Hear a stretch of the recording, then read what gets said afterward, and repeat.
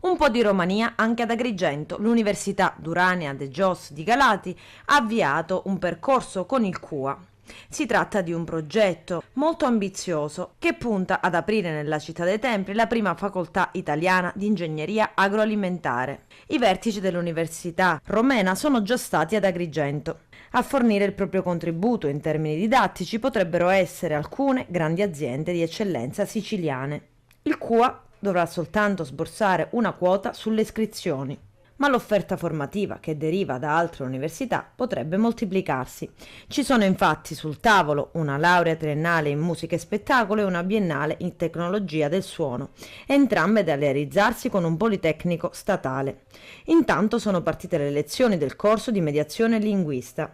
Rallentamento invece nelle operazioni di trasloco a causa della mancata approvazione del bilancio del consorzio, che verosimilmente sarà votato in tempi brevi, ma sono necessarie delle risorse per le operazioni fisiche di trasferimento della sede. Mentre il Tribunale amministrativo regionale ha rinviato a data da destinarsi il pronunciamento sulla richiesta dell'Università di Palermo di un risarcimento da oltre 8 milioni di euro per le spese delle docenze degli anni passati, si fa sempre più spazio all'ipotesi che la vicenda possa essere ricomposta fuori dalle aule giudiziarie.